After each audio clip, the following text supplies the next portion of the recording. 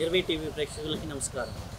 మన ఛానల్ ద్వారా ఎందరో మహానుభావులు తపస్సు చేసినటువంటి ప్రదేశాలు, ఎన్నో అద్భుతమైనటువంటి ప్రదేశాలు మనం చూస్తూ ఉన్నాం. ఈరోజు మన అదృష్టం మాండవ్య మహాముని తపస్సు చేసినటువంటి ప్రదేశం.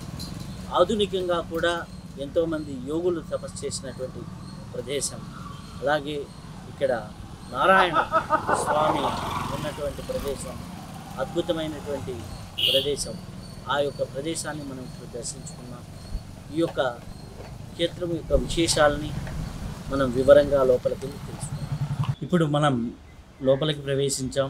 ఇది ఇక్కడ మాండవ్య నారాయణ స్వామి దేవస్థానం అంటారు.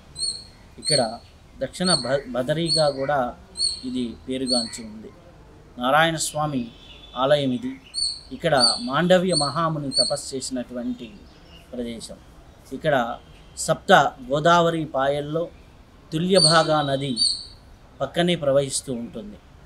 ఆ యొక్క తుల్యభాగా నది ఒడ్డున ఈ యొక్క క్షేత్రం అనేది ఉంది. ఇది ఎక్కడ ఉంది అంటే సామర్లకోట రైల్వే స్టేషన్ పక్కనే మనకి ఈ యొక్క ఆలయం ఉన్నది. అలాగే సామర్లకోటలో ఉన్న రామాలయ క్షేత్రాల్లో ఒక శివక్షేత్రానికి వెనక వైపునే ఉంటుంది. కాబట్టి ఎవరికైనా చూడవలసినటువంటి ప్రదేశం. ఇక్కడ ఉన్నటువంటి అద్భుతాల్లో ఏమిటయా అంటే, ఎవరైనా చదువుకునే పిల్లలు ఇక్కడికి వచ్చి ఒక గంట సేపు చదువుకొని కానీ వెళ్తే వారు పరీక్షల్లో చాలా అద్భుతంగా మార్కులు సాధించడం అనేది ఇప్పటికీ జరుగుతున్నటువంటి అద్భుతం. అలా ఎన్నో అద్భుతాలు, ఎన్నో మహిమలు కలిగినటువంటి ప్రదేశం. ఇక్కడ ఎంతోమంది యోగులు తపస్సు చేసినటువంటి ప్రదేశం. ఆ యొక్క అద్భుతమైన ప్రదేశాన్ని ఈరోజు దర్శించుకునే భాగ్యం మనకు కలుగుతుంది. లోపలికి వెళ్ళి ఈ యొక్క క్షేత్రాన్ని దర్శించుకుని ఇక్కడ తపస్సు చేసినటువంటి యోగుల విశేషాల గురించి కూడా మనం తెలుసుకుందాం. లోపలికి వెళ్ళి వారి యొక్క ఈ ప్రదేశం యొక్క ఆ యొక్క ప్రాణశక్తి ధారల్లో మనం కూడా మునుగుదాం. ఆ యొక్క ప్రాణశక్తిని స్వీకరించే ప్రయత్నం చేద్దాం. మన చుట్టూనే ఉంటాయి అద్భుతమైన ప్రదేశాలు. ఆ అద్భుతం మనం తెలుసుకోవాలి అంతే. ఒక రాయిలాగా కనిపిస్తుంది, బయటికి తీస్తే దాని లోపల వజ్రం ఉండవచ్చు. కాబట్టి అటువంటి ప్రదేశాలు మన తెలుగు రాష్ట్రాల్లో ఎన్నో ఉన్నాయి. ఈరోజు ఒక అద్భుతమైన అటువంటి ప్రదేశం గురించిన అమూల్యమైన విషయాలు మనం తెలుసుకుందాం.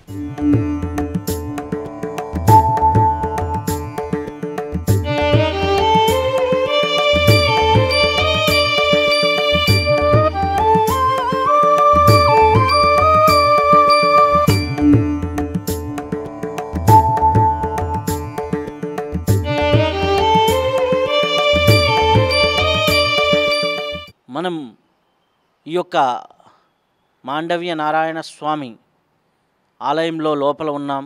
ఇక్కడ ఎంతోమంది యోగులు తపస్సు చేశారు. ఈ కాలంలో అంటే ప్రస్తుత కాలంలో చూసుకున్నట్లయితే గత 30 సంవత్సరాలు క్రితం ఇక్కడ ఎక్కిరాల రామస్వామి గారు వారు ఉద్యోగరీత్యా ఉద్యోగం చేసుకుంటూ ఇక్కడ తపస్సు చేశారు. అలాగే ఎంతోమంది మహానుభావులు తపస్సు చేశారు, ఋషులు కూడా తపస్సు చేశారు. అయితే ఎక్కిరాల రామస్వామి గారు ఎవరైతే ఉన్నారో ఆ మహాయోగి జీవితం చాలా ఆదర్శవంతమైనది. వారి జీవితంలో చాలా విశేషాల గురించి కొన్ని సందర్భాల్లో భరద్వాజ మాస్టర్ గారు, అలాగే పాకలపాటి గురువుగారి జీవితంలోనూ, అలాగే ఎంతోమంది మహానుభావుల జీవితాల్లో చిన్న చిన్న ఘట్టాలుగా కనిపిస్తూ ఉంటుంది. కానీ వీరి గురించి పూర్తి చరిత్ర కానీ ఎక్కడా కూడా లభ్యమవ్వదు. కానీ చాలా గుప్త యోగిగా ఉంటూ చాలా అద్భుతమైనటువంటి సాధనలు చేసిన మహానుభావుడు. బ్రిటిష్ గవర్నమెంట్లో కూడా వారు ఉద్యోగిగా ఉన్నారు. ఈ ప్రాంతంలో వారు సాధన చేసినటువంటి ప్రదేశాలు ఉన్నాయి. అయితే ఈరోజు మన అదృష్టం, వారు రక్త సంబంధికులు, స్వయాన మనవడైనటువంటి వీరి పేరు కూడా రామస్వామి గారే, వారు మనతో ఉన్నారు. వారి జీవితంలోని విశేషాల గురించి మనం ఇప్పుడు తెలుసుకుందాం. అలాగే వారి తాతగారు ఎలా సాధన చేసేవారు, ఎటువంటి సాధనలో ఉండేవారు, వారు ఎటువంటి ఉపదేశాలు ఇచ్చారు అనే విషయాల గురుగా మనం తెలుసుకుందాం. నమస్కారం అండి. ఎక్కిరాల రామస్వామాచార్యులు గారు వ్యవహారికంగా మామూలుగా అందరిలాగా ఆయన ఒక ఫుట్బాల్ స్టేట్ ప్లేయర్ అండి. ఆయన ఫుట్బాల్ ప్లస్ రిజరర్, కుస్తీ ఫైల్మాన్లో, అది నాటక రంగంలో ఎక్కువ అభిరుచి. ఆయన సమకాలికులు నాగయ్య గారు, చిత్తూరు నాగయ్య గారు, వారు కాకినాడలో ఉండేవారు. సర్పవరం వీళ్ళది ప్రాపరు. వీళ్ళ అత్తవారు ఊరు ఉప్మాక. మేనమావ కూతుర్నే పెళ్లి చేసుకున్నారు. చిన్నప్పుడు ఆడుతూ పాడుతూ ఆటలు పాటలు అది ఇది తిరుగుతూ ఉంటే ఈయనకి ఏదైనా పెళ్లి చేస్తే, వివాహం చేస్తే ఒక దారిలో పడతాడని మేనమావ కూతుర్నిచ్చి ఉప్మాకలో మ్యారేజ్ చేశారు. పెళ్లి చేసిన దగ్గర నుంచి ఆయనకి ఏదో ఒకటి ఉపదేశం ఇవ్వండి అని మేనమావ గారిని అడిగేవారు. అస్తమాను ఆడుతూ పాడుతూ తిరిగేవారు. ఈయన ఏం మంత్ర ఉపాసన చేస్తారని మేనమావ గారు మంచి మంత్రవేత్త మనవాళ్ళ స్వామి గారు ఏమీ ఇవ్వలేదు. ఇవ్వకపోతే ఆయన అలిగి సర్పవారం వచ్చి పాతాళ భావనారాయణ స్వామి ఉంటాడండి, పాతాళ భావనారాయణ స్వామి కోవిల కిందన, అందులో కూర్చుని ధ్యానంలో నిమగ్నం అయిపోయారు. ఇంకా అక్కడ ఉప్మాక నుంచి సర్పవారం నుంచి కుర్రవాడు కనబట్టలేదు. అందులో గారం ఒక సర్పవారానికి మొత్తానికి ఆస్తిపరులు వారే. ఎక్కడికి వెళ్ళిపోయాడని మొత్తం అల్లాడిపోయి అటు ఇటు తిరుగుతూ ఉంటే మేనమావ గారు దివ్య దృష్టితో చూసి, మీ రాముడు ఎక్కడికి వెళ్ళపోలేదు, పాతాళ భావనారాయణ స్వామికి ధ్యానం చేస్తున్నాడంటే ఊరంతా వెళ్ళి చూసుకుంటే అక్కడ ఉన్నారు. అది పెట్టుకుని అప్పుడు మంత్రోపదేశం చేశారండి మేనమావ గారు. చేసిన వెంటనే ఇక్కడికి వచ్చి షుగర్ ఫ్యాక్టరీలో ఏదో ఒక ఉద్యోగం ఉండాలి, ఉద్యోగం పురుష లక్షణం అని అప్పుడు మద్రాసు షార్ట్ హ్యాండ్ టైపు అన్నది మనకు ఎక్కడ నేర్పేవారు కాదండి. మద్రాసు హెడ్ క్వార్టర్, అక్కడికి వెళ్ళి టైపు షార్ట్ హ్యాండ్ అన్నీ నేర్పించి షుగర్ ఫ్యాక్టరీలో టైపిస్ట్ కింద ఉద్యోగం వేయించారు. అక్కడికి ఉద్యోగం చేయడం, ఇక్కడికి వచ్చి ధ్యానం చేసుకోవడం, రాత్రిలోపు నాటకాలు వేసుకోవడం. ఇంటికి వెళితే సర్పవారం ఇంటికి వెళ్తే అంతా మొత్తం కట్టుదిట్ట ఉంటుందనేసి ఇక్కడ ఒకటి ఎదురుగుండా సత్యం చెట్టు ఎదురుగుండా ఒక పాక ఉండేదండి పెద్దలు. ఆ పాకలో నివాసం ఉంటూ రాత్రి తెల్లవారుజామున నాటకాలకి వెళ్ళిపోతూ ఉండేవారు. ఇది చూసి అన్నగారు తమ్ముడికి బాధ్యత వస్తుంది, నువ్వు సపరేట్గా ఉండాలి అనేసి భార్యతో సహా ఇక్కడికి పంపించేశారు సామలకోట. అప్పుడు మా తాతగారికి భార్యకి ఫస్ట్ ప్రెగ్నెన్సీ తోటి సామలకోట వచ్చారు. అక్కడే మొదటి కొడుకు పుట్టాడు సత్యం చెట్టు ఎదురుగుండా.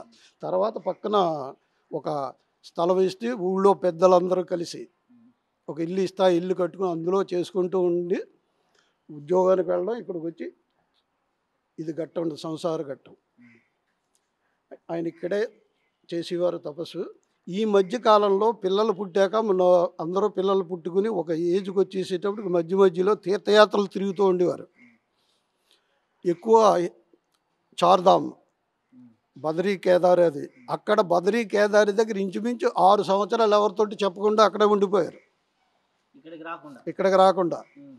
మళ్ళీ అక్కడ ఆయనకి ఏంటంటే అండి, మాకు అందరికీ బాగా ప్రజలకు కూడా అందరికీ చెప్పాలి, ఆయన ఏదైనా జరిగిందంటే ఆకాశం కింద చూసేవారండి.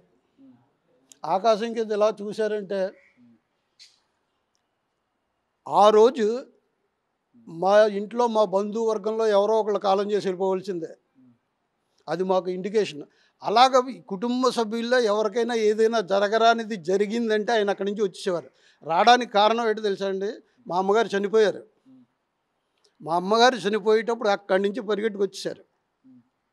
వచ్చేటప్పుడు ఇక్కడ అంటే ఇంకా జస్ట్ ఒక వారం రోజుల్లో 10 రోజుల్లో చనిపోతారనగా వచ్చి ఇక్కడ అనుష్ఠానం చేసుకుంటూ ఉంటే మా అమ్మగారు అక్కడ చనిపోయి ఒంటింట్లో 5 నంబర్ల ఇల్లు ఉందండి.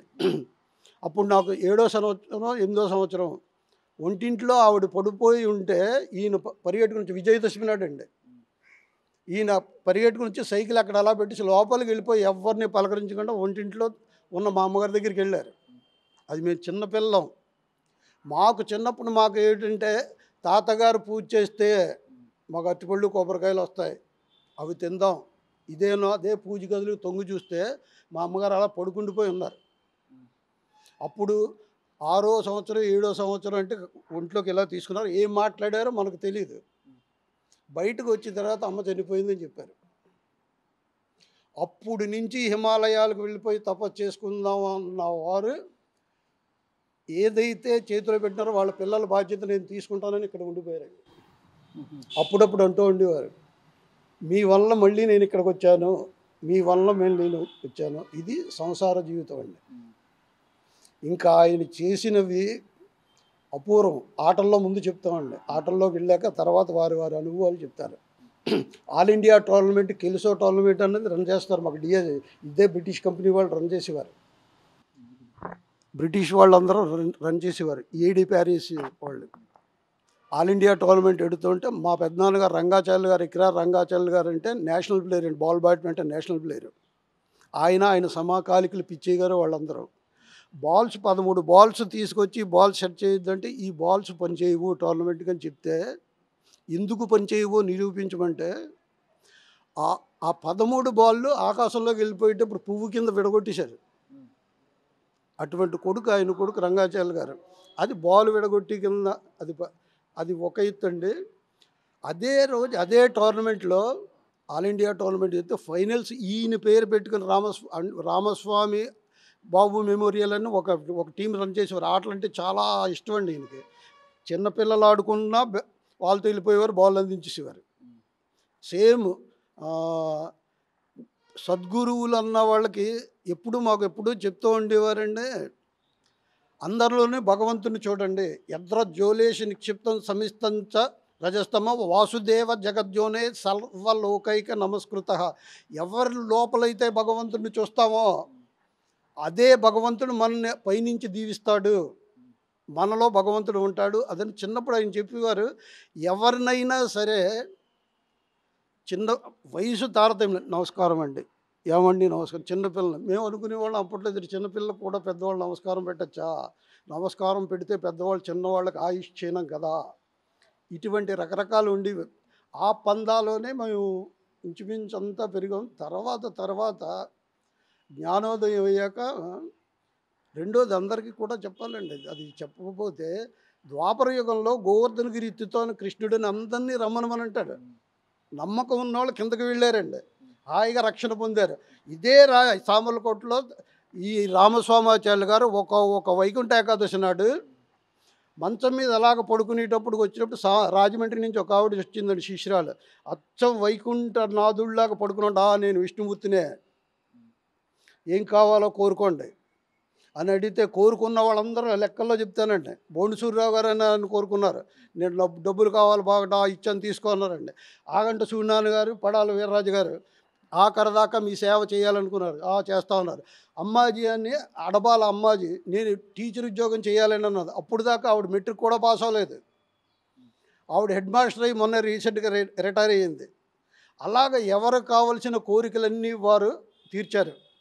రెండోది భాగవతంలోనూ వీటిలోనూ చెప్పింది అందరికీ మనం చెప్పి నేనే భగవంతుడిని కృష్ణుడు చెప్పాడని అంటారండి. నేనే భగవంతుడిని కృష్ణుడు ఎవరికి చెప్పలేదండి. ఒక్క అర్జునుడికే ఉపదేశం చేశాడు యావత్ జాతిని పెట్టుకుని. కానీ ఆఖరి టైంలో ఎవరికి చెప్పాడండి? నేను భగవంతుడిని అని అర్జునుడికి చెప్పాడు. అదే ఇక్కడ రామస్వామాచార్య గారు చెప్పారండి, నేను భగవంతుడిని వైకుంఠ ఏకాదశి అండి. అది అయిపోయిన 5 సంవత్సరాల దాకా నేను భీష్మ ఏకాదశి నాటికి నేను వెళ్ళిపోతాను, ఏదో సొంత ఇంటికి వెళ్ళిపోతున్నట్టు.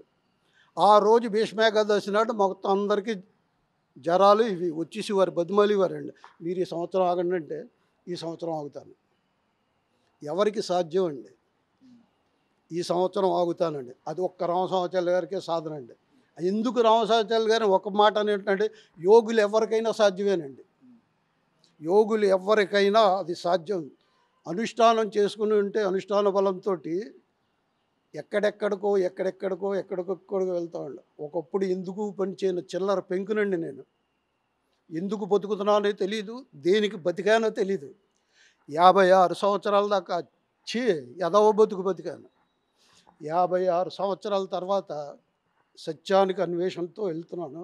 పడుతున్నాను లేస్తాను, కానీ ఎప్పటికైనా లేస్తాను.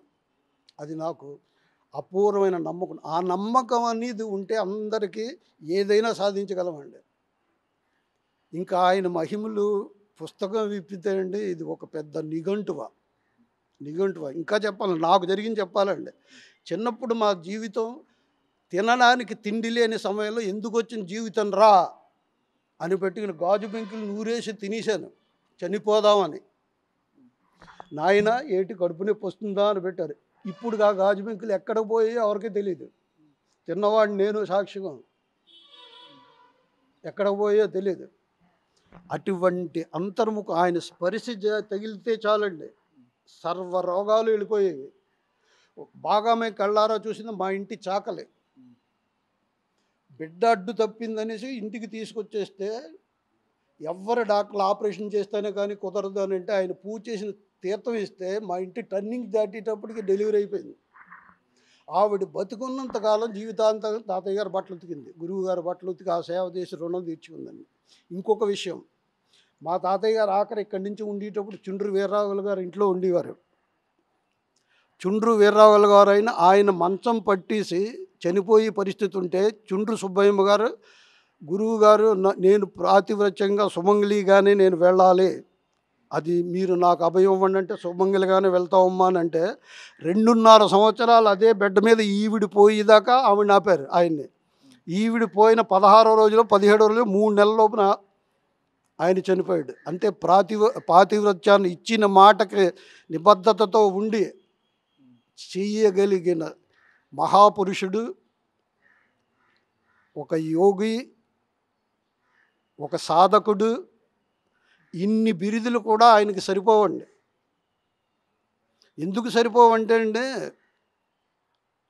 అనంత స్వరూపుడు. ఏ రకంగా కావాలంటే ఆ రకంగా. ఇందాక మీకు ఒకసారి ఒకటి విన్నవించుకున్నాను, 56 ఏళ్ళు దాకా ఎలాగ బతికానో నాకే తెలియదండి. అటువంటి టైంలో నేను ఒక ఆటో డ్రైవర్నండి. ఆటో డ్రైవర్ కింద చేసుకుంటూ జీవన విధానం గడుపుకుంటూ ఒక పెళ్ళి శుభకార్డు ఇవ్వడానికి ఒక ఫ్యామిలీని వేసుకుని తీసుకొచ్చి ఇదే అనపర్తి తీసుకొచ్చానండి. తీసుకొచ్చి అందరికీ కార్డులు ఇచ్చాం. ఆయన ఫోటో నాకు ఎదురుగుండా ఉంటుంది. ఒక ఆటో బ్రేకులు వదిలేసాయి, బండిలో మొత్తం జనం ఉన్నారు. పైగా ఎత్తండి బొమ్మూరు ఆలిస్పేట నుంచి డౌన్ వచ్చింది చాలా ఎత్తు. అది బ్రేకులు వదిలేసాయని ఎదురుగుండా పక్కన కూర్చొని బ్రేకులు వదిలేసాయని అని అడిగితే ఎవ్వరికి ఏది జరగడానికి వీల్లేదు, ఆఖరికి నేను చనిపోయినా సరే అని నమస్కారం పెట్టుకుని ఆగితే ఈ డిస్టెన్స్లో బండి ఆగిందండి. ఈ డిస్టెన్స్ అది మాయ కాదండి, అడ్డుపడే అలా నిలబెట్టారండి ఆయన. అడ్డుపడే, లేకపోతే అప్పుడు ఈ మనవడు ఉండడు, వీళ్ళు ఉండరు, ఎవ్వరు ఉండరండి. ఏదైనా చేయగలిగే శక్తి ఉన్నారండి ఆయనకు. ఏదైనా అది ఇక్కడ పూజ చేసేటప్పుడు వాళ్ళతోటి ఇంకా నేను ఇంకా చెప్తూ ఉంటే ఎప్పుడు దాకా అలాగ చాలా చాలా వెళ్ళిపోతాం. చాలా మహానుభావులు పెద్దలు ఉన్నారు. వాళ్ళు ఇంకా ఇదొక్కటి కూడా చెప్పేస్తామండి. వీళ్ళ అమ్మగారిది అవతల వైపు అండి. ఇదే కాలం అవతల వైపు ఒక కాఫీ హోటల్. ఆ హోటల్లోకి వచ్చి ఆవిడ దగ్గర ఎప్పుడు చేసుకుని మాట్లాడుకునేవారు. అంటే భక్తులకిను భగవంతుడికి అనుసంధానం ఓన్లీ ఆత్మ ఒకటే అండి. ఆత్మతో మాట్లాడుకున్నారు. ఆవిడ యువతరాళ్ళందరికీ సర్వీస్ చేస్తూనే ఈయన ఈ సేవ చేసుకునేది, గురుసేవ. అంత అవినాభావ సంబంధం. ఆవిడ అడిగింది, ఇంత గాలివాన వస్తుంది ఎలాగమ్మండి, ఎందుకమ్మా నేను ఉన్నామంటే, చెట్లు 2 చెట్లు మధ్యలో ఉండేవండి హోటల్లో. ఈ కొమ్మ ఇలాగ పెరిగిపోయింది. ఎదురుగుండా షుగర్ ఫ్యాక్టరీలో ఉన్న రేకులన్నీ పైనుంచి రయ్యనెళ్ళి రైల్వే స్టేషన్ ప్లాట్ఫారం మీద పడ్డాయండి. ఇది సత్యం అండి. దానికి నిదర్శనం ఆయనే. అన్నీ సత్యమండి. సత్యం నిగూఢం అయిపోయి ఇన్నాళ్ళు మీలాంటి వారు పెద్దల వల్ల, ఆ దయ వల్ల అవన్నీ బయటకు వస్తున్నాయండి. ఇంకా చాలా ఉన్నాయి. ఇప్పుడు పాకలపాడు గురువు గారు, వేదవ్యాస గారు, ఎకరాల కృష్ణమాచార్యులు గారు, వీళ్ళందరూ కలిసి అనుకోవడం కాదండి, వాళ్ళు మనసులో సంకల్పం చేసుకుంటే మనందరూ కలవాలి అనేటప్పుడు వచ్చి కలిసివారండి. ఈయన ఎక్కడుంటే అక్కడ వచ్చి కలుసుకుని, రెండోది అప్పుడు కూడా చెప్పాలి, అప్పుడు దాకా మాతో కుసులు పసులు అవి వేసుకుని అది ఇది చెప్తానన్న వాళ్ళు వీళ్ళందరూ మాట్లాడుకుంటే మాకు హాయిగా నిద్ర వచ్చేదండి. కోకొల్లలు చాలా జరిగాయి. ఏది మాట్లాడుకుంటారో వినేద్దాం, వీళ్ళు ఏమైనా మంత్రాలు చెప్పేస్తారేమో నేర్చేసుకుని అంత అయిపోదాం అనేసి పక్క నుంచి ఉంటే హాయిగా పడుకునేవాళ్ళం. వీళ్ళ కార్యక్రమం అంతా అయిపోయాక ఏదో నిద్ర లేచినట్టు లేచాం. ఇది వాస్తవం, అక్కడ జరిగిన ఇది అడిగేవాళ్ళం. ఇప్పుడు ఇందాక చెప్పానండి, అందరికీ అన్ని కోరికలు తీర్చిస్తున్నారు, మాకు జీవన విధానం లేదు, కనీసం ఏదైనా ఉద్యోగం చేసుకోవడానికి ఏం చేయమంటే, నీకు ముందే చెప్పాను కదా మాండవనాథ స్వామి గుళ్ళో చుట్టూ ప్రదక్షిణలు చేయమని అని చెప్తే చేస్తున్నారు కదా తాతయ్య గారు అన్నాను. ఏం చేస్తున్నావు? పరిగెడుతున్నావు చుట్టూ, పరిగెట్టు. అదే మాట అన్నారు. ఆ పరిగెట్టింది నేను 56 ఏళ్ళు దాకా పరిగెడుతూనే ఉన్నాను. జీవితాన్ని ఇక్కడికి ఒక్కొక్క సుస్థిరంగా చూపించారు మహానుభావులు. ఒక మాట ఊరికే అన్నా అది అక్షర సత్యం అయిపోతుందండి. ఆ పరిగెడుతూనే ఉన్నాను జీవితంతో, అలా పరిగెట్టు. ఏం సంపాదించాలంటే ఏం లేదండి, జీరో. ఈ రకంగా ఈ అవకాశం ఇచ్చిన రవిశాస్త్రి గారికి, సామర్లకోట ఈ అఖండ రామస్వామి ఆచార్యుల వారు భక్త పరంపరకి,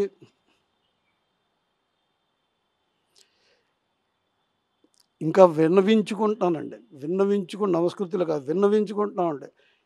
ఇప్పుడు జాతికి చాలా అవసరం అండి, జాతికి చాలా అవసరం. ఎప్పటి నుంచో నిక్షిప్త అయిపోయిన లోపల ఉన్న నిధి ఇప్పుడే బయటకు వస్తుందండి.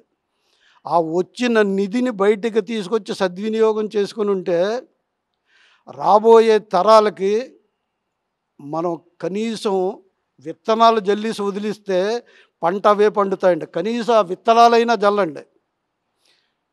ఆ విత్తనాలు చల్లడానికి మనకు పోయేదేం లేదండి. టైము సెన్స్ ఒకటి ఉపయోగించుకుంటే ఎవరైనా సరే.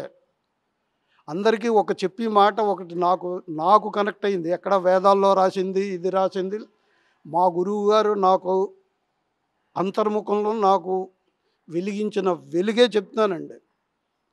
మాది వైష్ణవ సాంప్రదాయం, నారాయణ తత్వం. నారాయణుడు, లక్ష్మీదేవి వాళ్ళు మనందరికీ బాసులు. వాళ్ళ దగ్గరికి పని చేయడానికి వస్తారు అష్టదిక్పాలకులు, నవగ్రహాలు. వీళ్ళందరూ వాళ్ళ యొక్క పనికి నియమిస్తారు. ఆ నియమించే పని వాళ్ళందరూ ఫస్ట్ ఈయన దగ్గరికి వెళ్తారు. వెళ్ళి నారాయణుడు దర్శనానికి వచ్చేటప్పుడు సప్త ఋషులందరూ పొద్దున్న 3ంటికి, అదే బ్రహ్మముహూర్తం. ఆ బ్రహ్మముహూర్తాన్ని వీళ్ళందరూ లేచి ఆ తపస్సు చేస్తూ ఉండేటప్పటికి మనం ఏం చేయగలద్దండి. ఆ టైంకి మనం లేస్తే వాళ్ళతో కలిసి వెళ్ళిపోతాం. మనం అక్కడ కూర్చుని ఒక యజ్ఞం చేయగలదు, ఒక యాగం చేయగలదు. దానికి ఉదాహరణ కూడా అదే సాంగత్యం అంటారు, సత్సంగం. ఆ సత్సంగం చేసుకున్నాం అనుకోండి, ఆఖరు ఉన్న వాళ్ళకి ఆ వాసనలు తగులుతాయి. అలాగ తెల్లవారుజాను 3:30కి 4 గంటలకి తెలుసుకుని మేము చేసిన ఒకటే ఒక సాధన అండి. 4 అయ్యేటప్పటికి నేను, మా తమ్ముడు, మా అక్క, మొత్తం బంధువర్గాన్ని అంతరిసి ఈ టైంలో కొంచెం దేవుణ్ణి తలుచుకోండి అని 6 ఏళ్ళ నుంచి ప్రయాణం చేస్తే ఇక్కడికి ఈ స్థితికి వచ్చాం. కలుస్తామండి. ఒకళ్ళు అనుసంధానం అది పూర్వం ఏంటంటే కృతయుగంలోనూ త్రేతాయుగంలోనూ అప్పుడు ఒక ధ్యానం చేసి ధ్యానంలో కనెక్ట్ అయ్యేవారు. ఆ ధ్యానంలో కనెక్ట్ అయ్యే స్థితి రాబోయే రోజుల్లో వస్తుంది, వచ్చి తీరుతుంది. కానీ ఇప్పుడు స్థితి వాక్కు ద్వారా అయినా మాట్లాడుకునేది మనం చేసుకున్నాం అనుకోండి, లోపల మనకి ఒక తెలియని ఒక తేజస్సు వెలుగుతుంది. మంచి మాటకి ఎలాగైతే మెదడు షార్ప్గా దేవస్థానానికి వచ్చేటప్పుడు మనకు రెండు చేతులు పెట్టి దండం పెట్టాలని దేవస్థానంలోకి వచ్చినప్పుడు ఎవరైనా చెప్పారండి? లోపల అంతర్ముఖంలో ఉన్నది పూర్వజన్మ సుకృతంతో అక్కడికి వచ్చి దేవస్థానంలోకి వచ్చి రెండు చేతులు దండం పెట్టాలి. అది ఎప్పుడో చూసాం, ఏ కిందటి జన్మలోనో ఎక్కడో. లేకపోతే దేవస్థానానికి వచ్చేటప్పుడు సెల్యూట్ కొట్టొస్తారు. మనది ఆల్రెడీ ఏంటంటే ఆల్రెడీ ఫుల్ఫిల్డ్, ఎప్పుడో ఫుల్ఫిల్ అయిపోయి ఉన్నది. దాన్ని మనం బంధించేసాం. ఆ బంధించిన తాళాలు ఓపెన్ అవ్వాలి అంటే సత్సంగంతో వెళ్ళాలి. వెళ్తే ఓపెన్ అయిపోతాయండి. అందుకే మనకు భగవద్గీతలో అక్కడ చెప్పింది, ఒక్కసారి భగవంతుడి నామస్మరణతో ఆయన స్పర్శ తగిలిందా సర్వం భస్మం అయిపోతుంది అని మనకు వేదాల్లో కానీ వీటిలో సర్వం భస్మం అయిపోవడం, పాతవన్నీ భస్మం అయిపోతాయి. అసలు మనకు కనెక్ట్ అయ్యింది ఎక్కడండి? మనం ఆయన కనెక్ట్ అయ్యింది ఎక్కడ? అది ప్రశ్న వేసుకోవాలండి. కనెక్ట్ అయితే భస్మం అయిపోయి తీరుతుందండి. లేకపోతే ఎంతోమంది ఎన్నో చేసిన వాల్మీకి రామాయణం రాయక్కలేదు. మనకి అందరూ రాసిన నిఘంటువులు రాసిన వాళ్ళు అందరూ కష్టాలు పడ్డవాళ్ళే. వాల్మీకి భాగవతం రాయడానికి కారణం ఒక ఆయన పేర్లు నాకు తెలియదు కానీ వాళ్ళందరూ కష్టాలు పడ్డవాళ్ళే. కష్టాలు పడేటప్పుడే పుస్తకం తెరుస్తుంది. వాళ్ళకి జాతికి ఒకటి ఇస్తారండి. అలాగ జాతికి ఒకటి ఇచ్చి వెళ్ళిపోయిన మహానుభావుడు అండి ఈయన రామస్వామాచార్యులు గారు. స్వస్తి. ఈ రకంగా మాకు ఇది ఇచ్చిన అందరికీ కూడా గురువారి యొక్క ఆశీస్సులు, ఆ భగవంతుడు ఆ రాముడి యొక్క ఆశీస్సులు, మాకు కులదైవమైన నారాయణుడు ఆశీస్సులు అందరికీ ఉండాలని కోరుకుంటూ సెలవు తీసుకుంటాం. ఓం శ్రీ గురుభ్యో నమః. సభకు నమస్కారం, పెద్దలందరికీ నమస్కారం. నాకు గురువు గారికి ఉన్నటువంటి సంబంధం ఏమిటంటే 1960 నుంచి కూడా అక్కడ మాకు కాలవాతలో ఒక హోటల్ ఉండేదండి. ఆ హోటల్ దగ్గరికి గురువుగారు వచ్చి సైకిల్ అక్కడ పెట్టుకొని గుడికి వచ్చేవారు. నేను అప్పుడు చదువుకుంటూ ఆ గురువుగారు కూడా రావడం, ఆయనేమో ఇక్కడ సుందరాకాండ పారాయణ చేయడం సరిగ్గా 3 గంటలు పట్టింది. ఆ 3 గంటలు నేను చదువుకుంటూ ఉండేవాడిని. ఉన్నప్పుడు అలాగే ప్రతి సంవత్సరం అలా జరుగుతుంది. బాగా చేసేవారు ఆయన. ఆయన నాకు తెలియకుండా ఆయన కనెక్ట్ అయ్యింది నాకు. పెద్దల వారిని గౌరవించాలి అనే దృష్టితోటి ఆయన గౌరవించి ఆయనతోటి పాటు బ్యాగ్ ఇవన్నీ పట్టుకొని వెళ్తుండేవాడిని. అక్కడ టార్చ్ లైట్ ఉండేది ఆయన దగ్గర, ఇలాగ డైమండ్ లైట్, అది నాకు ఇచ్చేవారు. సాయంత్రం 7:30కి వెళ్ళినప్పుడు అది ఎలా తిప్పుకుంటూ వెళ్ళేవాడిని. 1967లో మాకు తుఫాను వచ్చిందండి. ఆ తుఫాను వచ్చినప్పుడు గురువుగారు నడిచి వచ్చేస్తుంటే నేను కూడా ఆయనతో పాటు గుళ్ళోకి వెళ్ళాలి కదండి. దాని ప్రకారంగా ఆయన దగ్గరికి వెళ్ళి బ్యాగ్ తీసుకొని ఇలాగ అటేపు ఇటేపు కూడా చెట్లు ఇరిగి పడిపోతుంటే నేను కాళ్ళ దిగి వెళ్ళిపోతామండి నన్ను. కాళ్ళ దిగుదామా కాళ్ళ దిగుదామంటే అన్నాను. కాళ్ళ దిగమండి ఇద్దరు. కాళ్ళ దిగితే అలలు వచ్చి కొట్టేస్తున్నాయండి, మనిషిని పడగొట్టి అంత అలలు వస్తున్నాయి. అప్పుడు నాకు భయం వేసి వెనక్కి వెళ్ళిపోదామండి అన్నాను. వెనక్కి వెళ్ళిపోదామండి. వెళ్ళిపోయి మా పాకలో కూర్చున్నామండి. పాకలో కూర్చుంటే మా మదర్ పాక దగ్గర ఉందండి.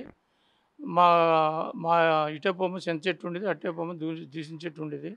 దాని ప్రకారంగా మా మదర్కి భయం వేసి, బాబాయ్ ఇది పరిస్థితి అంటే నీకేం పర్లేదమ్మా అని అలా బలమే కూర్చుంటే ఈ లోపల మా ఫాదర్ షుగర్ ఫ్యాక్టరీలో వర్కర్గా పనిచేసేవాడండి. షుగర్ ఫ్యాక్టరీలో షెడ్లన్నీ పైకి లేచిపోయి రేకులన్నీ పైకి డ్యాన్స్ కట్టేస్తానండి.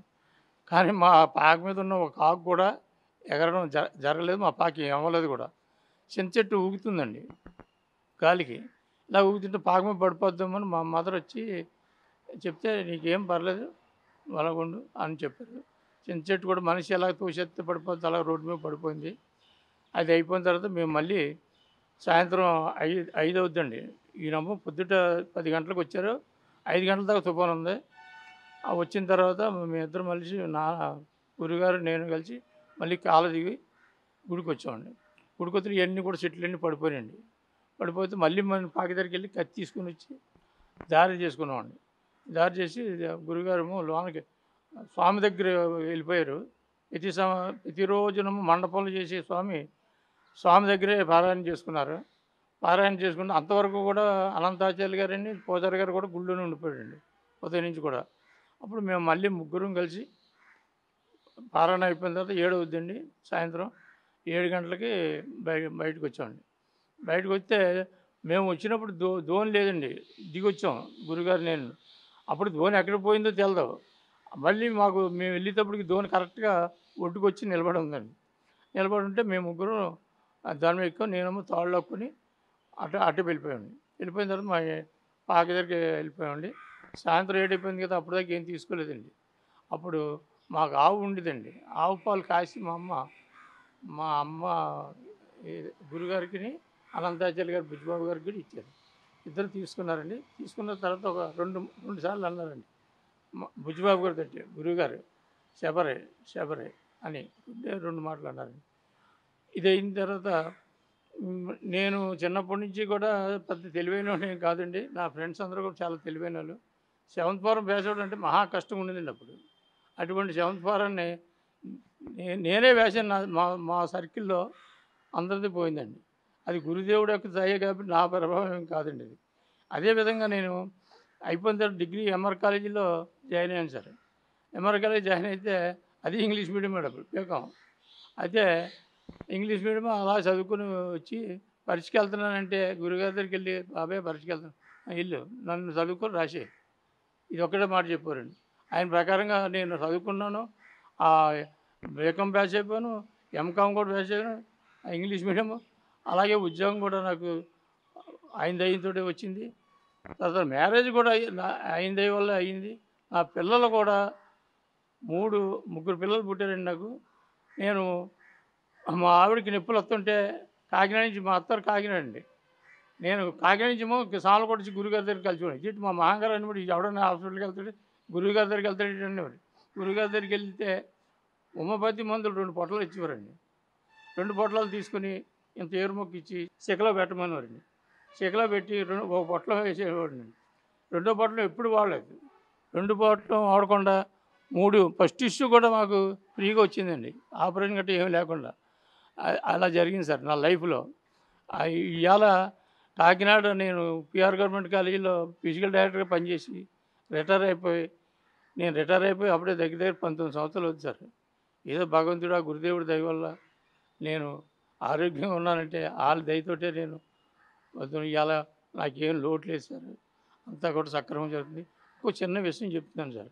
ఇదే గుళ్ళోనండి నా క్లాస్మేట్ అండి, బ్రాహ్మణ కుర్రాడు, ఎర్రగా ఉండేవాడు. నేను ఇక్కడ చదువుకుంటున్నాను, గురుగారు పారాయణ చేసుకున్నారని గొలుసుతో అక్కడ తీసుకొచ్చారండి ఆ కుర్రాడిని. ఇనప గొలుసుతో అక్కడ తీసుకొచ్చారు. ఆడు వచ్చేటప్పుడు శుభ్రం మూలు ఊసేస్తున్నాడండి. ఊసేత్తలో గురుగారి దగ్గర తీసుకుని చూపించారండి. తీసుకున్న రేపు తీసుకురండి ఒకసారి అండి అన్నారు. రేపు తీసుకొచ్చారు. మళ్ళీ మర్నాడు తీసుకొస్తే గురుగారు ఇక్కడ పారాయణ చేయడం మానేసి మన వంట సెట్ ఎదుర్కొంటే 2 స్తంభాలు ఉన్నాయి కదండి, ఆడ కూర్చున్నాయి. ఇలాగ ఇదే 2 స్తంభాలు అండి, ఇక్కడ కూర్చున్నారండి. ఫేస్ చేసి కూర్చుంటే నేను ఒక్క 5 నిమిషాలు పోయిన తర్వాత మీరు గొలుసులు ఇప్పేయండి అతనికి అని చెప్పారు. వీళ్ళేమో 5 నిమిషాలు పోయిన తర్వాత గొలుసులు ఇప్పేశారు. గొలుసు ఇప్పేస్తే ఈ నిమ్మకాయ పటాలను కొరికిపోడండి. కొరికేసి ఇలా ఇలా గురుగారి దగ్గరికి ఇలా పిండితోని గురువుగారి దగ్గరికి వెళ్ళిపోడండి. చెయ్యి ఇంతవరకు వెళ్ళి ఆగిపోయిందండి. అందరూ చూసే ఉండదు అంతా. ఆ దగ్గరికి వెళ్ళిపోదు కదండి ఆ చెయ్య, అక్కడ దాకా వెళ్ళి ఆగిపోయిందండి. ఒక్క 10 నిమిషాలు పోయిన తర్వాత గురుగారు లేచి వీడు కుంకుమతో వినం పూజ చేసాడని అడిగారండి. కుంకుమ ఉందండి, మరి రూములోని పూజ చేసలేదు తెల్లకి మాకు కుంకుమ ఉందండి. అయితే 4 రోజులు తీసుకురండి కుర్రోడిని అని తీసుకొచ్చి 4 రోజులు తీసుకొచ్చిన తర్వాత కుర్రోడు బాగుపడ్డాడండి. ఇలాగే జరిగింది సార్. అంటే మహానుభావుడి గురించి చెప్పడానికి నేను అంటున్నాను కానండి, ఇంకా అనంతమండి ఆయన శక్తి మనం కొనలేమండి. ఇది సాక్షాత్తు నారాయణ స్వామి ఆయనే నారాయణ స్వామి. అది నాకున్నటువంటి ఎక్స్పీరియన్స్. అలాగే నాకు ఇంకొకటి చిన్న విషయం సార్.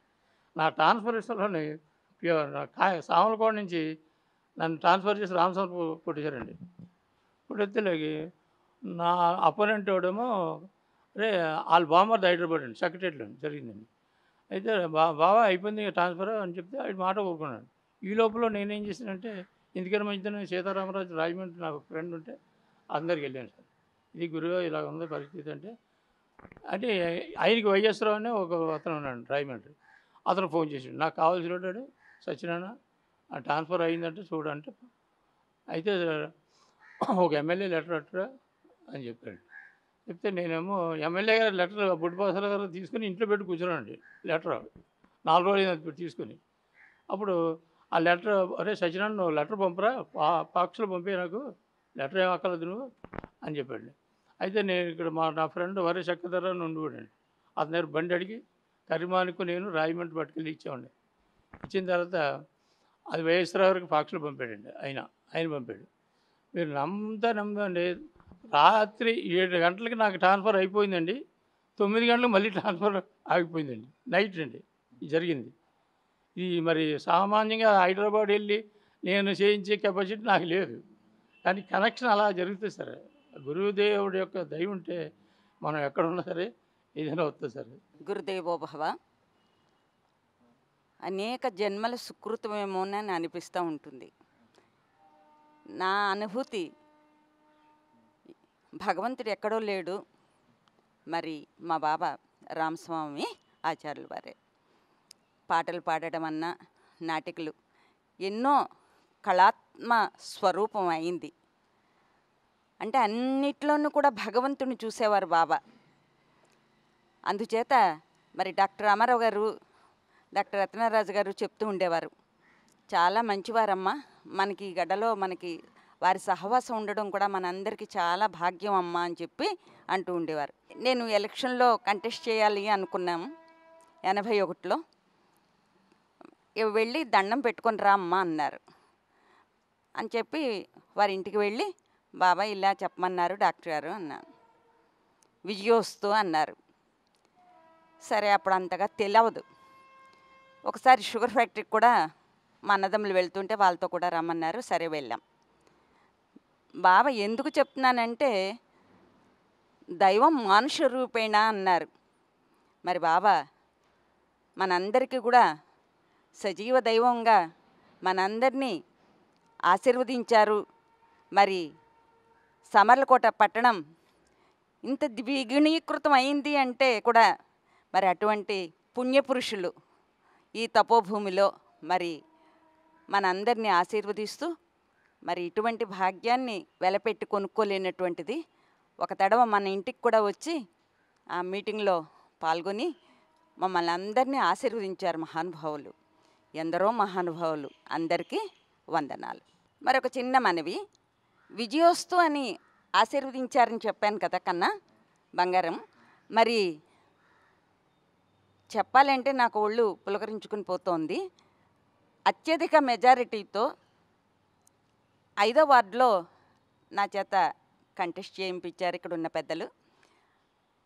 మరి చక్కగా గెలిచి మున్సిపల్ కౌన్సిల్గా 1981 ఆగస్టు 9న జరిగిన ఎన్నికల్లో గెలవడం, తర్వాత డిస్ట్రిక్ట్ లైబ్రరీ మెంబర్గా చేయించడం, ఆ తర్వాత స్టేట్ ఫుడ్ కమిటీ మెంబర్గా చేయించడం, ఆ తర్వాత స్టేట్ మైత్రి మెంబర్గా కూడా చేయించారు మా బాబా.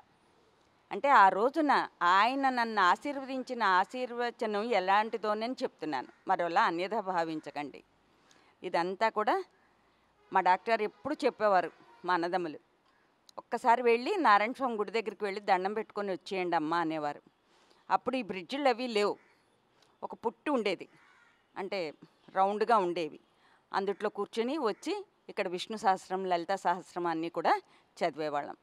మరి ఆ విష్ణు సహస్రనామం కూడా మరి మా అన్నదమ్ములు ఇదల బాబురావు గారు వారి ఇంట్లో మేడపైన మొట్టమొదట వేదవ్యాస్ గారిచే చెప్పించడం, అప్పుడు బాబా కూడా అందరినీ ఆశీర్వదిస్తున్నామమ్మా, భగవంతుడు ఇక్కడికి వచ్చాడు అని చెప్పి ఈ నేల చేసుకున్నటువంటి సుకృతం అని కూడా చెప్పేవారు. మరి అట్లనే వైద్యో నారాయణో హరి అన్నారు అని చెప్పి హోమియో వైద్యం కూడా మందు బిళ్ళలు ఇస్తూ ఉండేవారు. మరి మహానుభావులు, మరి మాకు సర్పవరం, మరి ఇంకా వారి బంధువర్గంతో కూడా మాకు చాలా సన్నిహిత సంబంధాలు ఉండేవి. అంటే ఏమీ కాదు, ఆశీస్సులే, బాబా ఆశీస్సులు అని చెప్తున్నాను. గురుభ్యో నమః. పెద్దలందరూ చాలా విషయాలు చెప్పారు. అయితే నా గురువుగారు పూజ దగ్గర నన్ను కూర్చోబెట్టుకొని కొన్ని విషయాలు మీ ముందు ఉంచుతాను. అవి ఏంటంటే, ఆయన పూజ చేసుకుంటే కూర్చో రామకృష్ణ అనేవారు, కూర్చుండేవాడిని. అలాగైన తర్వాత కొన్నాళ్ళకి ఆయన చేస్తున్నారు కదా, మనం చదువుకుంటూ చేయొచ్చు కదా అనుకుని ఒక రోజుని తెల్లవారుజాముని మా ఊళ్ళో ఎవరో లేకుండా ఒక దేవుడి గదిలోకి వెళ్ళి అలా కూర్చున్నాను. విపరీతమైనటువంటి లైటింగ్ వచ్చేసి నాకేంటో తెలియకుండా అలాగైపోయింది. వెంటనే మార్నింగు మా ఒక చేత కబురు పెట్టి రామకృష్ణ నీకు ఇంకా టైం ఉంది, ఇప్పుడు ఎప్పటికీ కాదు, ఆ ధ్యానంలో కూర్చోకూడదు ఇంకాని అని సెలవు ఇచ్చారు. ఆ తర్వాత ఒక రోజుని కాలేజీకి వెళ్తా నన్ను ఎంఆర్ కాలేజీలో జాయిన్ చేశారు. సైకిల్ మీద వెళ్తా నాకు ఎటో వెళ్ళిపోయేవాడిని. కట్టమూరికి పాత పెద్ద మయం చెరువు ఉంది, ఆ చెరువులో సైకిల్ తొక్కుంటూ వెళ్ళిపోతున్నాను. అటు నుంచి ఆడవాళ్ళు పొలమని కేకలు వేస్తుంది, నాకేం వినబడలేదు. అటు నుంచి గురుగారు వచ్చి రామకృష్ణ కాలేజీకా ఇటు ఎక్కడికన్నా అన్నారు. కాలేజీకి అండి అవరా అన్ని తీసుకెళ్ళిపోయి అక్కడికి తీసుకెళ్ళి అదృశ్యమారు. అది గురువు అంటే. ఇప్పుడు అంత వ్యవహారికంగా గురువులంటే ఏదో మంత్రాలు చేయడం తప్ప శిష్యుడు ఎంతవరకు సాధన చేస్తున్నాడు ఏంటి అన్నది వాళ్ళకి అక్కర్లేదు. అయితే మహానుభావుడు అన్ని క్రమం తప్పకుండా చక్కగా వాళ్ళని ఆశీర్వదించి వాళ్ళ కార్యక్రమాలు నిర్వర్తించేవారు. తర్వాత ఆయన తెల్లవారుజామున వచ్చేటప్పుడు రోజు చిన్నపిల్లలు వచ్చేటప్పుడు ఆయన కూడా వచ్చేవాడు. అంటే పడాల్సి ఉందన్న, ఆగనిసి ఉందన్న, పడాలి ఎర్రది, వీళ్ళందరూ ఉండేవారు పెద్దవాళ్ళు. మేము చిన్నవాళ్ళం వచ్చేవాళ్ళం. వస్తుంటే విపరీతమైన వరద వచ్చేస్తుంది. బాబయ్య వరద వచ్చేస్తుంది, వీళ్ళు అందరూ మీరు ఇంటి దగ్గర పని చూసుకోండి అమ్మా, ఇంటి దగ్గర చూసుకోవాలి కదా వాళ్ళు పంపించేశారు. మేము అలా ఉండిపోయాం, మాకు తెలియదు కదా. నా చొక్కా పట్టుకోండి, లేకపోతే నా తుమ్మలు పట్టుకోండి అని కళ్ళు మూసుకోండి, అదేం చేయదు మనల్ని అని మళ్ళీ యువతలోటికి వచ్చాం. కళ్ళు తీయండి ఈసారి అంటే యువతలోటికి వచ్చి చక్కగా ఇక్కడికి వచ్చేసాం. ఆయన గొప్పతనం ఏంటి అన్నది నిదర్శనం చెప్తున్నాను. ఇంకో దైనందిక కార్యక్రమంలో ఇంకోటి ఏంటంటే, ఒక రోజుని మా బ్రదర్ సినిమా హాల్ మెయింటైన్ చేసేవాడు. కలెక్షన్ పిఠాపురం నుంచి పట్టుకొచ్చేస్తున్నామండి, కొత్త సినిమా పట్టుకొచ్చేస్తుంటే ఆ అడ్డంగా దొంగ కాసేశారు. అనుకున్నాం ఈ వేళ అయిపోయిందిరా అని. అనుకునేటప్పటికి గురుగారిని ఒకసారి మనసులో అలా కళ్ళు మూసుకొని తలుచుకునేటప్పటికి ఆయన ఆ సడన్గా దగ్గరికి వచ్చాక లైట్లు ఆరిపోయి ఆటోమేటిక్గా వాటికి అయ్యే ఆరిపోయి వాళ్ళు అటు ఇటు కన్ఫ్యూజ్ అయిపోయి బేకలు అయిపోయారు. మేము ఎదరికెళ్ళిపోయాం. ఆయన గొప్పతనం చూసారా, ఆయన నమ్మినటువంటి వాళ్ళకి ఎంత గొప్ప ఇది ఇచ్చేవాడు ఆయన మహానుభావుడు. ఎందుకంటే చెప్పడానికి చాలా తార్కాణాలు ఉన్నాయి, పెద్దలు కూడా చాలా అవకాశాలు ఉన్నాయి. కాబట్టి వాళ్ళకి ధన్యవాదాలు తెలుపుకుంటూ ఈ అవకాశం ఇచ్చినటువంటి మీకు మా గురువు గారికి ప్రత్యేక ధన్యవాదాలు తెలుపుకుంటూ జై గురు రామస్వామాచార్య వారికి జై. ఓం శ్రీరామస్వామి ఆచార్య గురుభ్యో నమః. 1970వ సంవత్సరం నుంచి ఆధ్యాత్మికంగా ఉంటూ గురువు కోసం అన్వేషిస్తున్న సమయంలో కళ్ళలో ఈ ఊళ్ళో రామస్వామి ఆచార్యులు వారనే ఉన్నారు అని చెప్పి కళ్ళ వచ్చింది. కళ్ళ వచ్చిన ఒక 6 మాసాల వరకు ఆయన దగ్గరికి వెళ్ళలేకపోయాను. ఎందుకంటే నేను దగ్గరికి వెళ్ళాలంటే ఏ విధమైనటువంటి ఎవరిని తీసుకెళ్లాలో తెలియక వెళ్ళలేదు. 6 మాసాల తర్వాత స్వయంగా వెళ్తే ఆయనే ముందు నమస్కారం చేశారు. అంటే మనం సర్దుకొని లోపల ఆయన నమస్కారం, అంత ప్రేమ స్వరూపుడు ఆయన. బాబు ఎందుకు వచ్చావా, ఏం కావాలి నీకు అని అడిగారు. ఆత్మ పరమాత్మ అంటే ఏమిటి, దాన్ని ఎలా తెలుసుకోవాలి, ఎలా అనుభూతి చేసుకోవాలి అని అడగడం జరిగింది. నాయన అందరూ నాకు అది కావాలి ఇది కావాలని వచ్చేవాళ్ళు, కానీ ఆత్మ పరమాత్మ గురించి అడిగిన వాళ్ళు కానీ ఎవరు లేరు. అయితే ఆయన గోపాల మంత్రం ఉపదేశం చేసి ఆ వెలుగు కిరణాలు ఎప్పుడూ ఉంటాయి, ఆ వెలుగును పట్టుకొని ఆయన నీకు భగవంతుడు కనిపిస్తారు, నీతో మాట్లాడతారు, నీతో ఎలా మాట్లాడతానో అలా మాట్లాడతారని చెప్పి ఆయన అభయం ఇచ్చారు. ఆయన పరమదించినటువంటి భీష్మాకాదశి నుంచి ఇప్పటి వరకు కూడా ప్రతి సంవత్సరం ఆచార్యుల వారి వర్ధంతి జరుగుతుంది. ప్రతిరోజు సాయంత్రం 6:30 నుంచి 8 గంటల వరకు స్టేషన్ సెంటర్లో ఉన్నటువంటి రామస్వామి ఆచార్య ధ్యాన మందిరం నందు ధ్యానం చేసుకోవడం అందరికీ నేర్పడం జరుగుతుంది. ఇప్పుడు కూడా ప్రతిరోజును. ఇది వేళ నేను 70 సంవత్సరాలు వచ్చినప్పటికీ ఆయన తక్కువ కాలమే పరిచయం ఉంది. భౌతికమైనటువంటి కోరికలతో వెళ్ళలేదు ఆయన దగ్గరికి. కానీ ఆత్మ పరమాత్మ తత్వాన్ని గురించి అడగడం జరిగింది. ఆయన చెప్పింది ఏంటంటే ఆ వెలుగు పట్టుకోమని చెప్పారు. ఆ వెలుగు కిరణాలు. ఆ విధంగా సాధన చేస్తూ ఇప్పటి వరకు సంపూర్ణ ఆరోగ్యంతో ఏ విధమైనటువంటి భయము లేకుండా, మృత్యు భయం కానీ అనారోగ్య భయం కానీ లేకుండా హాయిగా ఆనందంగా 2-3 గంటలు ఒక ఆసనం మీద కూర్చుని ధ్యానం చేయగలిగినటువంటి శక్తి ఉంది. ఇంకా గురువుగారి యొక్క ఆశీర్వచనం వల్ల మిగిలిన భగవంతుని యొక్క దివ్యానుభూతిని పొందుతూ జీవించాలనేటువంటి కోరిక ఇంకా పూర్తిగా నెరవేరలేదు.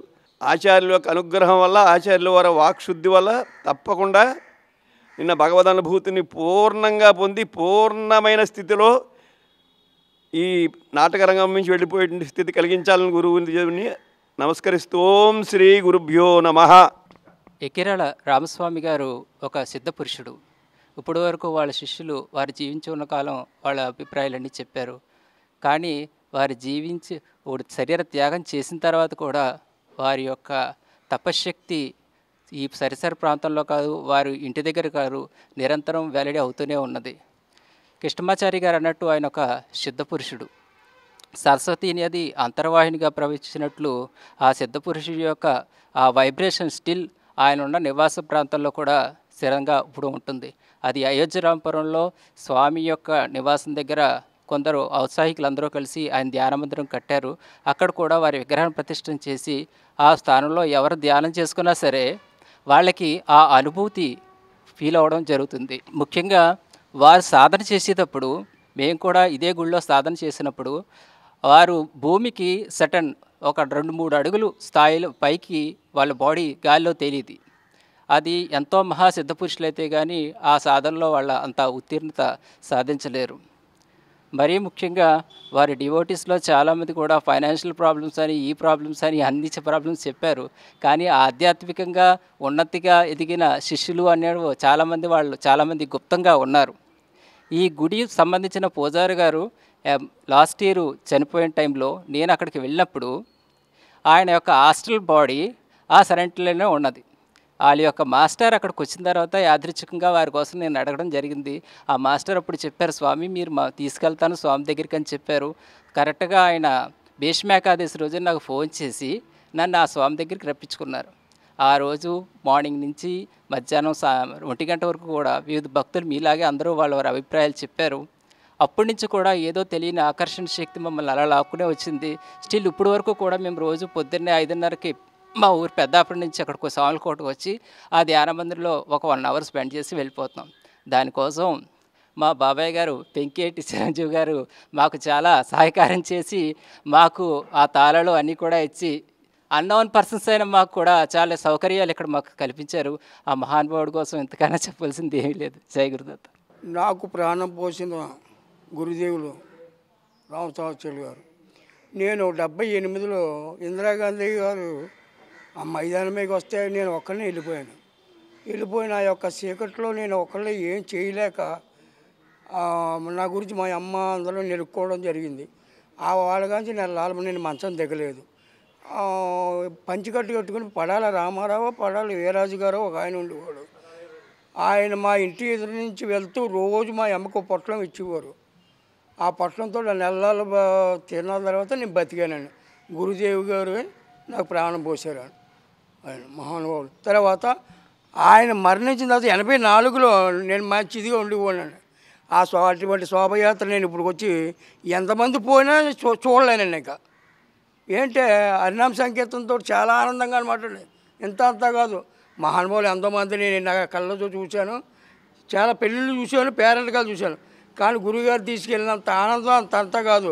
ఎలాగెళ్ళి భజనతో వెళ్ళామో అలాగే మన సాయంత్రం భజనతో వెళ్ళామని. అదండి మహానుభావుడు. నా ప్రాణం పోయిన తర్వాత మహాకాళి ఎక్కిరార రామస్వామి ఆచార్య గారి దగ్గర ఏదో మహాశక్తి ఉండేది. అతనికి భవిష్యత్తు చెప్పే శక్తి కూడా ఆయన వెనకాల ఉంది. ఎవరన్నా తప్పిపోయిన వస్తువులు పోయినా ఎక్కడ ఉన్నాయో చెప్పేవారు. ఆ పోయిన వ్యక్తి ఏ కాలాన్ని ఏ టైంకి వస్తాడో కూడా ఆయన చెప్పేవారు. ఆయన తపస్సు ఎక్కడెక్కడ చేశారో తెలియదు, కానీ ఎక్కువ తపస్సు చేసింది పద్దమ్మ ఆశ్రమం. ఇక్కడికి 4 చెట్లు మర్రి చెట్టు దాటుకుని అవతలకి వెళ్తే ఒక అడవిలాంటి ప్రదేశం ఉండేది. అక్కడ తపస్సు చేసేవారు. తర్వాత షుగర్ ఫ్యాక్టరీలో పనిచేసేవారు. ఒకానొక టైంలో షుగర్ ఫ్యాక్టరీ మేనేజర్ని సెలవు కావాలని అడిగారు. మీకు నేను సెలవు ఇవ్వనని చెప్పారు. ఏమండి, నాకు సెలవు ముఖ్యం, మీరు సెలవు ఇవ్వాలంటే నేను సెలవు ఇవ్వను అన్నారు. అంటే సరే మీరు సెలవు ఇవ్వకపోతే నేను రాజీనామా చేసి వెళ్ళిపోతాననేసి రాజీనామా చేశారు. అంత రాజీనామా చేసి వెళ్ళిపోవాల్సిన అవసరం ఏముంది అని అడిగితే, నా భార్య ఇప్పుడు చనిపోతుంది, ఆ చనిపోయే దగ్గర తప్పుడు నేను అక్కడ ఉండాలి అన్నారు. అనేసి సెలవు ఇవ్వండి అంటే ఇవ్వను నేను అన్నారు. రాజీనామా అలా ఉంది. ఈ లోపల ఈయన ఇంటికి వెళ్ళిపోయారు. వెళ్ళిపోయిన తర్వాత షుగర్ ఫ్యాక్టరీ నుంచి అసిస్టెంట్ని పంపించారు. ఇది చెప్పింది అతను నిజమా కాదో తెలుసుకోమని. ఆవిడ చనిపోతుంది భార్య. ఈయన ఏం చెప్పాడంటే, అమ్మ ఇప్పుడు నువ్వు వెళ్ళిపో, నేను పలానా టైంకి వస్తానని చెప్పాడు. అది నాకు సరిగ్గా గుర్తులేదు, భీష్మ ఏకాదశి ఏదో చెప్పాడు, నువ్వు వెళ్ళిపో, నేను వచ్చి నిన్ను కలుస్తాను అన్నారు. ఆవిడ వెళ్ళిపోయింది, చనిపోయింది ఆవిడ. తర్వాత ఈయన కూడా మళ్ళీ వీళ్ళు రిజైన్ వెనక్కి తీసుకుని రిజైన్ లెటర్ మళ్ళీ కంటిన్యూటీ చేయించారు, చేసుకున్నాడు. తర్వాత ఆయన చెప్పిన టైంకే ఈయన భీష్మ ఏకాదశిని చనిపోయారు. కనుక ఆయన చాలా పవర్ ఉంది ఆయన దగ్గర. నమస్తే. ఆయన నిత్యం సూర్యోపాసన చేసేవారండి. కృష్ణ మంత్రం, కృష్ణ ఉపాసనం, సూర్యోపాసనం చేసేవారు. సాక్షాత్ కృష్ణ దర్శనం సర్పారం నుంచి వచ్చేటప్పుడు షుగర్ ఫ్యాక్టరీ దగ్గర దర్శనం అయింది. ఆ దర్శనం అయిన దగ్గర నుంచే ఆయన జీవితం అంతా టర్న్ చేసుకున్నారు. అది మా నాన్నగారు పుట్టుక. అందుకే ఆయనకి వేణుగోపాలుడు అని పేరు పెట్టారండి, వేణుగోపాల స్వామి అని. అక్కడి నుంచి ఆయన కంప్లీట్ ఆధ్యాత్మికంలోకి టర్న్ అయిపోయారు. ఆధ్యాత్మికంలోకి టర్న్ అయిపోయిన దగ్గర నుంచి వాస్తవాన్ని వదలలేదు. ఏదైతే చిన్నప్పటి నుంచి వాళ్ళకి అలవాటు ఉన్నదో ఆ అలవాట్లన్నీ చేసుకుని అందరితోటి సాన్నిహిత్యంగా చిన్నవాళ్ళల్లో చిన్నవాడై, పెద్దవాళ్ళు పెద్దవాడై, ఇంకా పెద్దవాళ్ళు పెద్దవాడై, అందరిలోనూ మమేకమై అందరికీ ఊరుమ్మడి బాబాయ్ గారు అయ్యారు. ఆయన ఊరమ్మడి బాబాయ్ గారు, అందరూ బాబాయ్ గారు అని పిలిచేవారు. అంటే బాబాయ్ గారు అందరికీ ఈయన తండ్రి, అంటే సాక్షాత్ నారాయణ స్వరూపుడు కాబట్టి అందరికీ తండ్రే. అదే దృష్టితో మొత్తం సామలకోట అందరినీ పిల్లలందరి నా పిల్లలే, నా కుటుంబ సభ్యులే, అందరికీ ఆఖరికి తన రక్త సంబంధికులైన కుటుంబాన్నైనా పక్కన పెట్టారు. కానీ వీళ్ళని ఎవ్వరిని పక్కన పెట్టలేదు. అందరినీ గుమ్మానికి వెళ్ళి కష్టం వచ్చిందంటే ఒకసారి వాళ్ళ తలుపు తట్టి ఆ కష్టాలు కడ తీర్చిన మహా వ్యక్తి ఎక్కిరారు రామస్వామాచార్యులు గారు. అటువంటి మహానుభావుడు తిరిగిన ఈ సామర్లకోట భూమి చాలా పవిత్రమైనది. ఈ పవిత్రమైన భూమిలో మనం పుట్టడం అంటే ఆ నారాయణుడి యొక్క సంతతిలో మనము ఏదో ఇంత భాగం పుణ్యం చేసుకుని కొన్ని లక్షల జన్మల తపస్సు చేసుకుంటేనే అటువంటి ఆయన స్పరిశ తగులుతుంది. ఆయన చూసిన వాళ్ళు అదృష్టవంతులు, చూసింది చెప్పేది అది విన్నవాళ్ళు ఇంకా అదృష్టవంతులు. రాబోయే తరానికి ఒక పెద్ద బుక్లెట్ అవుతుంది. విశ్వవ్యాప్తంగా నారాయణ యొక్క స్వరూపం ఇప్పుడు దాకా నిగుడీకృతమై నివురుగుప్పిన నిప్పులా ఉన్నది ఒకసారి ఉస్పాటం చెంది అందరిలో తేజస్సు రావాలని, ఆ గురువు యొక్క తేజస్సు అందరిలోనూ వచ్చి వాళ్ళు వారి యొక్క వ్యావహారిక జీవితంలోనూ ఆధ్యాత్మిక జీవితంలోనూ అంచెలంచెలుగా ఎదగాలని ఆ గురువు గారిని స్మరణ చేసుకుంటూ ఈ నమస్కారం చేసుకుంటూ ఈ అవకాశం ఇచ్చిన రవిశాస్త్రి గారికి, మా సామర్లకోట పుర ప్రజలప్పుడు రామస్వామి ఆచార్యుల భక్త బృందాలను తెలిపి అనేక శతకోటి నమస్కారాలు చెప్పుకుంటూ విన్నవించుకుంటున్నాను. స్వస్తి. గురుభ్యోం నమః. నా పేరు గంధం రామకృష్ణ, సామర్లకోట. గురువుగారి యొక్క తెల్లవారుజాముని 3 గంటలకి గురువుగారితో పాటు గుడికి వచ్చేవాడు. మేమందరం చిన్నపిల్లలు వచ్చేటప్పుడు ఒక రోజు సడన్గా గుడి ప్రాంగణం నుంచి 12 సిరసల నాగుపాము ఒకటి వచ్చి స్పీడ్గా వచ్చి అలాగ స్పీడ్గా వచ్చేస్తుంటే అందరు బెదిరిపోయారు. అవి గురువుగారు తన్మయించుకొని, ఏంటి బాబు కృష్ణ అని ఒక్క కేక వేయడంతో అలా శిరసుంచి నమస్కరించి తన్మయత్వంతో పక్కకు జరిగిపోయింది. అటువంటి మహానుభావుడు ఈయన యొక్క మాటల్లో చెప్పడానికి అలవ కాదు. జై గురుదేవ రామస్వామాచార్యుల వారికి జై. ఇప్పటి వరకు ఎక్కిరాల రామస్వామి గారు ఒక ఆటగాడిలా, అలాగే ఒక కళాకారులుగా, ఒక సాధకులుగా, అలాగే ఒక యోగిలా, మహిమలు చూపిన భగవంతుల్లా, ఎంతోమందికి ముక్తిని ప్రసాదించినటువంటి దేవుళ్ళ, ఎంతోమంది జీవితాలకి వారు చూసేటటువంటి కోణంలో ఒక్కొక్కరికి ఒక్కొక్కలా అనిపించి కనిపించి వారి కోరికలు నెరవేర్చినటువంటి మహానుభావుడు. అటువంటి గుప్త యోగి గురించి ఈరోజు మనం తెలుసుకున్నాం. ఈరోజు వారి గురించిన అనేక విషయాలు మనం తెలుసుకున్నాం. ఇట్లాంటి వారు ఎందరో మన చుట్టుపక్కల గ్రామాల్లో ఉంటారు. వారందరి జీవితాలను తెలుసుకుంటే వారి యొక్క ప్రాణశక్తిలో, వారి యొక్క యోగశక్తిలో మమేకం కాగలిగితే మన ఆత్మ ఉన్నతి జరుగుతుంది. ఆత్మ ఉన్నతి జరిగితే ఆత్మ జ్ఞానం అనేది విరాజిల్లుతుంది. అప్పుడే మనకున్నటువంటి ఈ యొక్క మానసిక అసమానతలన్నీ తొలగిపోతాయి. లోకా సమస్త సుఖినోభవంతు అనేది అప్పుడే నెరవేరుతుంది. కాబట్టి మరొక్కసారి మరొక్క యోగితో కలుసుకుందాం. అంతవరకు సెలవు. నమస్కారం. సర్వే జనా సుఖినోభవంతు. లోకా సమస్త సుఖినోభవంతు.